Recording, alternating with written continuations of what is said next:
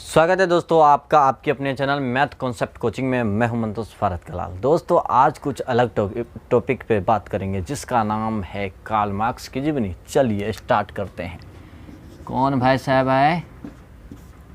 Karl Marx.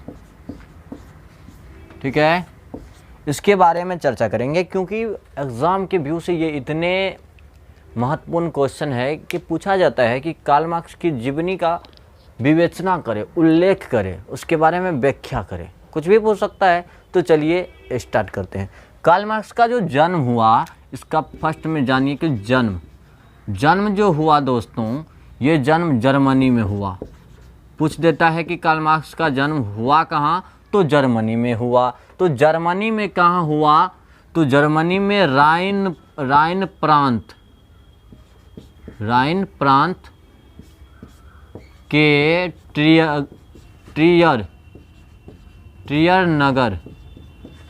नगर में। अब कब हुआ ये भी पूछा जाता है क्योंकि इतिहास है। इतिहास का कहना है कि क्यों, कब, कैसे। ठीक है, क्यों, कब, कैसे। अब कह रहा है कि इसका जो जन्म हुआ कहाँ हुआ, तो ये हुआ जर्मनी में। कहाँ? तो राइन प्रांत के ट्रियर नगर में हुआ। उसके बाद जन्म कब हुआ? तो 5 मई 1818 ईस्वी में इसका हुआ। इसके पिताजी का नाम क्या था? ऐसे आप लोग दीजिएगा कि हेनरिक मार्क्स। इसके पिताजी का क्या नाम था? Heinrich Marx. ठीक है, इसके पिताजी का नाम क्या था? Heinrich Marx. दोस्तों ये सब तो ठीक है। ये पहले जो थे, पहले यहूदी परिवार से आते थे। किस परिवार से आते थे? यहूदी परिवार से। ये कार्ल मार्क्स जो आते थे पहले कौन परिवार से? यहूदी परिवार से। और बाद में क्या हुए? इनके जो पिताजी, बाप है, पिता समझते हैं, पिताजी हेनरिक मार्क्स क्या किया?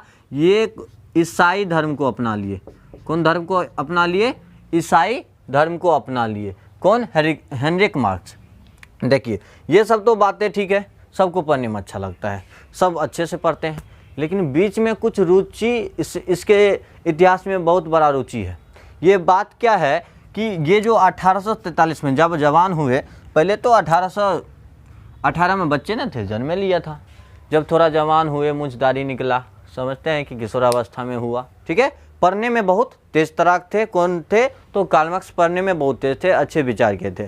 तो 1843 में जब थोड़ा जवान हो गए, यहाँ उम्र देख सकते हैं कि 1843 में जो है थोड़ा क्या हो गए, बड़े हो गए। तो बड़े हो गए तो जो साथ में जो पढ़ते थे, इसका मित्र हुआ। देखिए होता क्या है कि जब साथ में पढ़ते हैं तो किसी किसी को प्रेम हो जाता है, लव हो जाता है। ठीक है, तो इसे भी कार्ल मार्क्स भाई को कुछ लव हो गया था। इसी तरह का इतिहास है कि इसका जो है लव हो गया था। इसके बचपन की साथी कौन थी? तो जैनी थी। कौन थी? जैनी थी।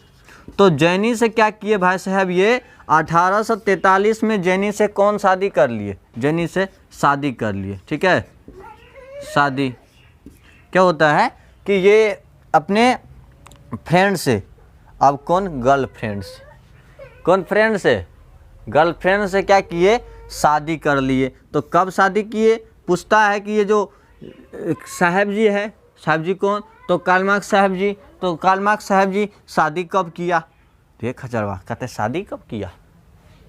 लोग सब पूछेगा कि शादी कब किया, हम कहते कब वो किया, जाने दीजिए ना जी। कहेगा ना बताइए, अब इतिहास पढ़ते हैं, कार्ल मार्क्स कब शादी किया? तो भाई है, जब आपके इतिहास में जब है तो जानिए कि 1843 में जेनी से शादी। अब ये भी पूछ देता शादी किया, ठीक है, कार्ल मार्क्स जी शादी किया, ठीक है। अब आदमी से पूछेगा किससे किया रे, किससे किया रे? तो भाई जेनी से किया। अब ये है जेनी जी।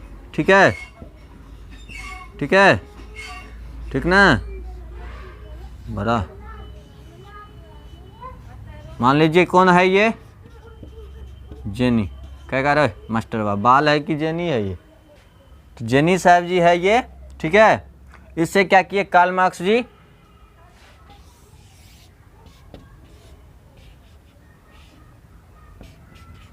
कार्ल मार्क्स जब फिगर देखते होंगे, पूरा बड़ा बड़ा दाढ़ी हो गया, बुढ़ा गए हैं अभी। ठीक है, ये कार्ल मार्क्स जी से कुछ कुछ कर दिया, ठीक है, कुछ कुछ करके क्या हुआ, शादी इनकी हो गई। तो कब हो गई, तो 1843 में जेनी से हो गई। ये जेनी साहब जी से हो गई, किसका, तो कार्ल मार्क्स जी का।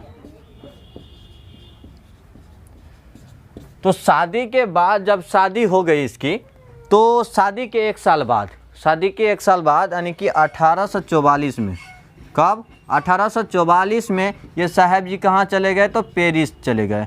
कहाँ चले गए, पेरिस चले गए। पेरिस में इन्हें एक दोस्त मिला। देखिए ये अच्छे आदमी को सब साथ देते हैं, ठीक है, अच्छे आदमी को क्या, सब साथ देते हैं। तो इधर तो बचपन की मित्र साथ दे दी ही। उसके बाद इनका जो दोस्त हुआ,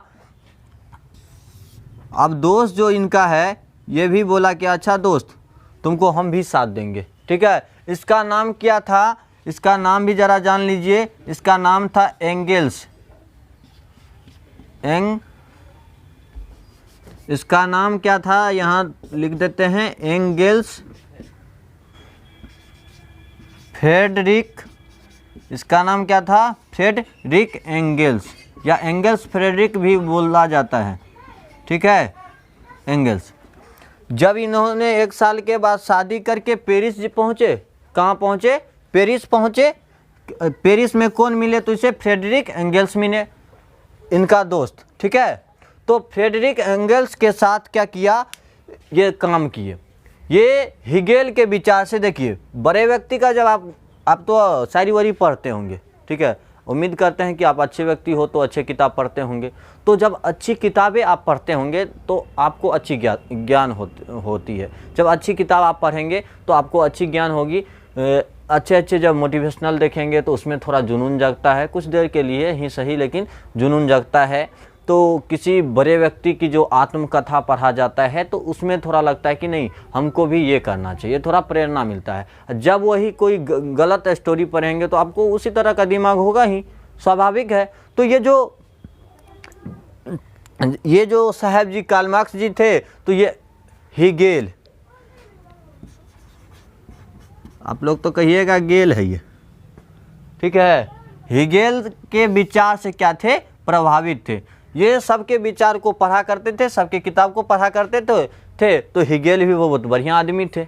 तो इनके विचार से इनका विचार थोड़ा विकसित हो गया। कार्ल मार्क्स का जो है, इसके विचार से थोड़ा विचार विकसित हो गया, इसके विचार इससे प्रभावित हो गए। प्रभावित होने के बाद ये अच्छे काम करने लगे। तो उसी दौरान क्या किया, ये दोनों दोस्त, ये कार्ल मार्क्स जी और ये फ्रेडरिक एंगेल्स, दोनों दोस्त ने मिलकर के क्या किया, एक चीज लिखा। वो क्या है, साम्यवादी घोषणा पत्र लिखा, ठीक है। साम्यवादी घोषणा पत्र का प्रकाशन इन्होंने, ये दोनों लिख करके करवा दिया। जब ये करवा दिया तो ये ऐसे घोषणा पत्र थे जिससे समाजवाद को पावर मिले, ठीक है, जोश मिले। सब लोगों को, जो गरीब हैं वो अगर इनको पढ़ें तो जोश मिले, समाज में एक नई विचारधाराएं उत्पन्न हो गई इस किताब के बाद, इस घोषणा के बाद। तो इसीलिए कहा जाता है समाजवाद का इसे जनक। क्या कहा जाता है, याद रखिए, आपको पूछ देगा कि समाजवाद का जो जनक कहा जाता है किसको कहा जाता है, तो साम्यवादी घोषणा पत्र को समाजवाद का जनक कहा जाता है। क्या कहा जाता है, तो जनक कहा जाता है। तो आप पूछेंगे कि ये भाई साहब इतिहास है, तो ये लिखा कब, जरा देखिए। ये जो साम्यवादी घोषणा पत्र है, ये साहब जी 1848 में ये दिए। दोनों साहब जी मिलकर के साम्यवादी घोषणा पत्र का प्रकाशन करवाए। तो कब करवाए, तो 1848 में करवाए, 1848 में करवाए। और इनका जो कहेगा कि इसे क्या कहा जाता है, तो समाजवाद का जनक कहा जाता है। या पूछ देगा कि समाजवाद का जनक किसको कहा जाता है, तो साम्यवादी घोषणा पत्र को समाजवाद का जनक कहा जाता है। किसी भी रूप में दे, आप उसका आंसर दे सकते हैं। चलिए दूसरा चीज क्या है, ये पॉइंट लिख लीजिए। 1848 में क्या किया, तो ये साम्यवादी घोषणा पत्र दिया। उसके बाद फिर क्या किया, 1867 में इनके दोस्त जो थे, फ्रेडरिक थे। पहले तो ये दोनों दोस्त मिलकर काम किए। 1800 जो है 1967 में दास कैपिटल नामक कैपिटल एक पुस्तक लिखा। कौन लिखे? तो ये अकेले कार्ल मार्क्स जी लिखे। ये अकेले कार्ल मार्क्स जी लिखे, देख सकते हैं ये कार्ल मार्क्स जी लिखे। इसे क्या कहा? इसे भी कहा जाता है समाजवाद का बाइबल। ठीक है, समाजवादियों का बाइबल इसे कहा जाता है। अक्सर सवाल पूछा करते हैं कि समाजवादियों का बाइबल किसे कहते हैं, तो दास कैपिटल को कहा जाता है। तो समाजवादियों का इसे क्या कहा जाता है? बाइबल कहा जाता है। बाइबल, जैसे कि आपको पता है कि बाइबल जो है ईसाई के लिए होता है, मुस्लिम के लिए क्या होता है? कुरान होता है। ये ईसाई के लिए बहुत बड़ा, क्योंकि इसके पापा जो है ईसाई धर्म को अपनाए थे, इसलिए इसे समाजवादियों का क्या कहा जाता है? बाइबल, जिसे आप जानते हैं कि ईसाई धर्म का बहुत पवित्र ग्रंथ से माना जाता है। ठीक है, उसके बाद यह इसे पूछ देगा कि इसका जो समाजवादियों का बाइबल है या दास कैपिटल जो है, इसे ये जो कब इसकी रचना हुई थी, तो 1867 में हुई थी। ठीक है, 1867 में हुई थी। आखिर कार्ल मार्क्स के बारे में इतना पढ़ना क्यों है? आप सवाल पूछेंगे कि आप इतने जो बताए इसे क्यों पढ़ना है? क्योंकि कार्ल मार्क्स जो थे उस समय क्या था कि पूंजीवादियों, ठीक है, जब कार्ल मार्क्स का वो 1818 के टाइम या 18वीं शताब्दी कह सकते हैं या 19वीं शताब्दी कह सकते हैं, उस टाइम क्या हुआ था कि पूंजीवादियों का चलता था, पूंजीवादियों का राज चलता था। जो अमीर के तबके के थे उसका राज चलता था। तो ये थोड़ा अलग विचार के थे कार्ल मार्क्स जी। तो कार्ल मार्क्स जी ने सबको जगाना स्टार्ट किया कि नहीं, गरीबों को, मजदूरों को, मजदूर के लिए एक भाषण दिया। उसमें कहा ये कार्ल मार्क्स जी कि देखो मजदूर जी, देखो छोटे, मतलब सबको बोले थे कि आप जो अपना स्थिति खुद आप ही सुधार सकते हैं। जब आप अपने आप पे खड़े नहीं हो जाते, आप अपने से खड़े नहीं हो जाते, तो आपकी स्थिति सुधारने के लिए कोई नहीं आएगा। ठीक है, यही कार्ल मार्क्स का जो नाम आज इतिहास में पढ़ते हैं, इसी कारण, क्योंकि इन्होंने ही एक समाजवाद जो शब्द है, समाजवाद जो शब्द है, इन्होंने ही दुनिया में लाया। और इन्हीं के कारण, ठीक है, आज गरीबों का भी हक है। ठीक है, पूरे समाज में गरीब भी अच्छे से जी पा रहे हैं। वो किसके बदौलत? तो कार्ल मार्क्स जी के बदौलत ही जी रहे हैं। चलिए, आज के क्लास में इतना ही जानते हैं और अगले